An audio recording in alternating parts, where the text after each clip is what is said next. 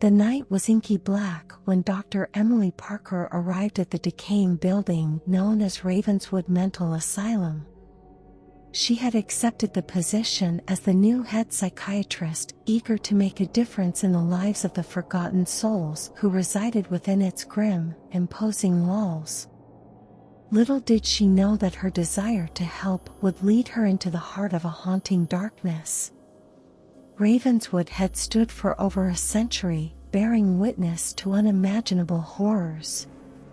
It was abandoned long ago, left to rot like a festering mound on the outskirts of town. The air was heavy with an oppressive silence as Emily approached the entrance. She could feel the weight of the past pressing down on her, but she remained determined to bring change. Emily's first day was a blur of paperwork and introductions to the few staff members who had chosen to stay on during the asylum's transition. The patients, most of whom had been confined for decades, regarded her with a mix of hope and suspicion. They whispered tales of a malevolent presence that roamed the halls at night, causing nightmares and hallucinations. As Emily delved deeper into her work, she began to notice strange occurrences.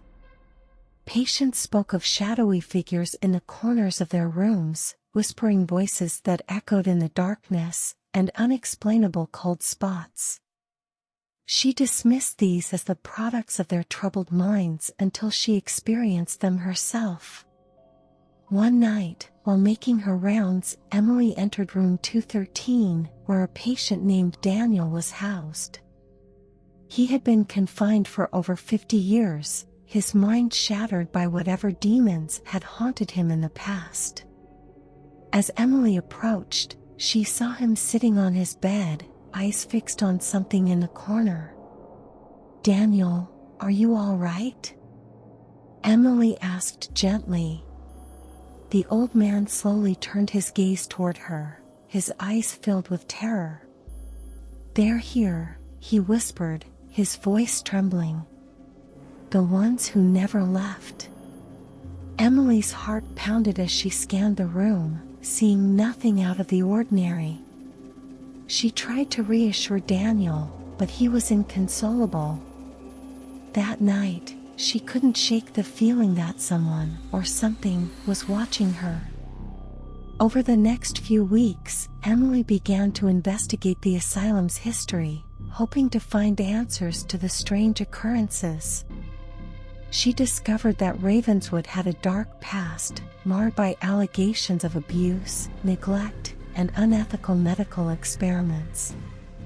The asylum had been closed down abruptly in the 1960s, its patients relocated to other facilities, and its staff scattered to the winds.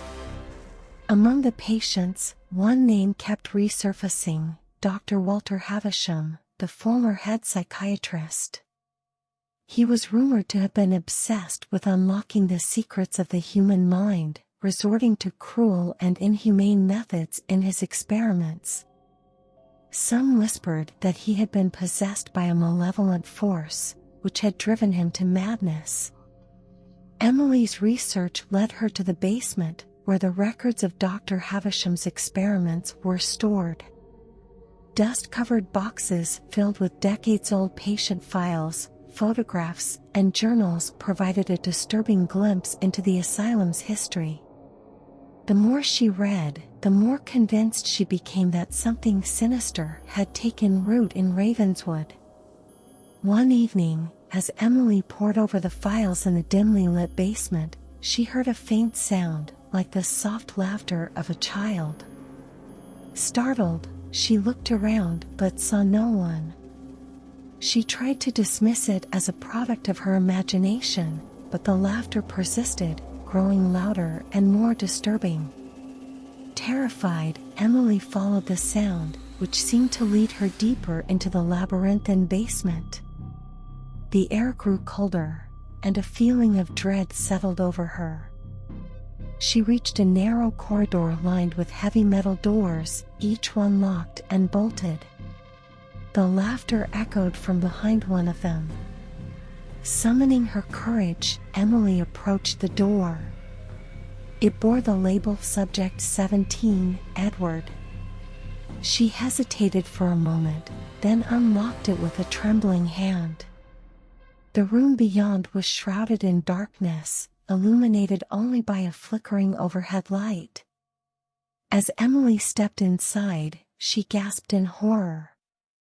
A small boy, no older than 6, sat in the corner of the room, his eyes hollow and empty. He wore tattered clothes, and his tiny frame seemed frail and fragile.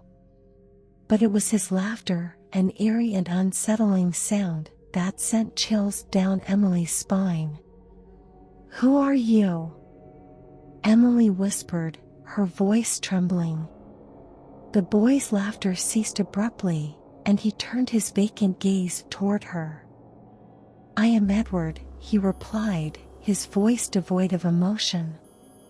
"I've been waiting for you."